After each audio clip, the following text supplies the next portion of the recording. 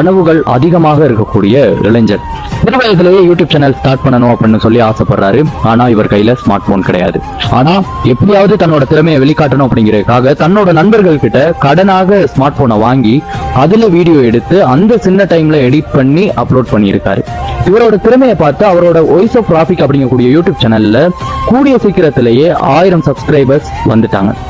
இப்போ இவருக்கு இருக்கக்கூடிய இன்னொரு சிக்கல் என்னன்னா, ஆரம்ப காலத்துல இவர் வீடியோ போடும்போது படித்து கொண்டிருந்த காரணத்தினால இவரோட வீட்டுல படிப்பை விட்டுட்டு இதெல்லாம் செய்யாத அப்படின்னு சொல்லி பல எதிர்ப்புகளை தெரிவிக்கிறாங்க. அதே மாதிரி இவரோட ஸ்கூல்லையும் டீச்சர்ஸ் கூப்பிட்டு அட்வைஸ் பண்றாங்க. இந்த எதிர்ப்புகளை எல்லாம் தாண்டி தான் ஒவ்வொரு வீடியோவா அப்லோட் பண்ணி 1000 சப்ஸ்கிரைபரையும் ரீச் பண்றாரு இந்த ராஃபிக் அப்படிங்கிறவர். 1000 சப்ஸ்கிரைபர் ரீச் பண்ணதுக்கு அப்புறமா ஆரம்பத்துல எதிர்ப்பு தெரிவித்த அத்தனை பேருமே ராஃபிக் பிரதரை கூப்பிட்டு தொடர்ந்து இந்த வீடியோலாம் நீ போடணும், இதே மாதிரி நிறைய நியூஸை நீ கொடுக்கணும் அப்படின்னு சொல்லி அவருக்கான வாழ்த்துக்களை தெரிவித்துக் கொண்டே போறாங்க. வாய்ஸ் ஆஃப் டிராபிக் அப்படி